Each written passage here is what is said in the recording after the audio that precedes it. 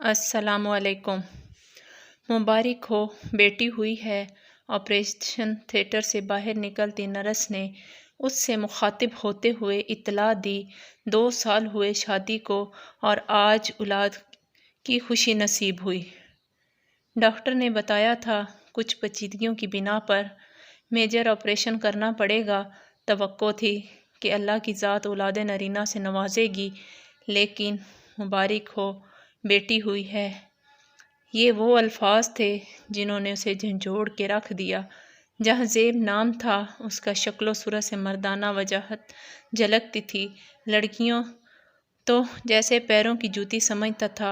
आज एक लड़की के साथ होटल में देखा गया तो कल नई लड़की के साथ पार्क में फ्लर्ट करना तो दाएं हाथ का खेल था। जवानी का अरूज था। जवानी भी वो जो बेमुहार हो, उन्हें रंगीनियों में गर्क एक लड़की की ज़िंदगी तबाह कर दी, लेकिन पेशानी पर नदामत की शिकन तक न आई।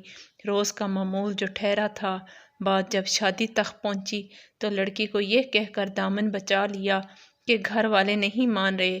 हकीकत में खुद ही नहीं चाहता था ऐसा। अपनी असमत अंधी हवस में लुटाने के बाद लड़की कह पाई तो बस इतना, मैं जज्बात की राह में बहकर जो कर गई उसका सिला भी पा लिया। आज यही नसीब था मेरा। हाँ, अल्लाह पाक से दुआ है कि मुझे तो मेरे किए की सज़ा मिलनी ही है, लेकिन तुम्हें तुम्हारे नसीब में अगर औलाद है तो दुआ है पहली औलाद बेटी हो। जवानी के नशे में चूर ये बात भुला बैठा था ही ऐसा बेफिक्र लापरवाह। कुछ अरसा बाद माँ ने ख़ानदान में एक लड़की देखकर रिश्ता तय किया और यूं देखते ही देखते कुछ अरसे में शादी भी हो गई।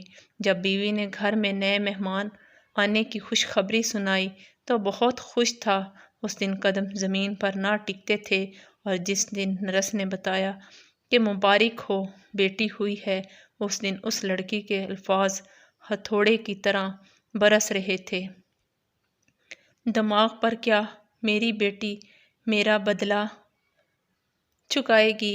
एक टीस सी उठी सीने में, मेरी बेटी मासूम है, वो भला क्यों चुकाएगी। आंसू रवां थे, आंखों से लड़ियों की सूरत में दामन में जज़ब हो रहे थे। क्या कहीं मेरी बेटी के लिए भी कोई जहज़ेब पैदा हो चुका है। क्या ये मासूम सहेगी अल्फाज नहीं थे, हथौड़े थे जो बरस रहे थे। सीने में टीस बढ़ती जा रही थी। आस पास से गुजरने वाले हैरत की तस्वीर बने हुए थे। नहीं मेरे मौला, मेरे गुनाहों की सज़ा मुझे देना, मेरी बेटी को नहीं। बुड़बुड़ाता हुआ कुर्सी से उठा और मस्जिद की दान जानिब लपका। दर्द की शिद्दत इस कदर थी कि शायद सीना फटने वाला था, लेकिन परवाह ही कब थी। मन चाह रहा था चीखे चिल्लाए, लेकिन आवाज़ कहीं दूर दूर तक कोई सुनने वाला ना था।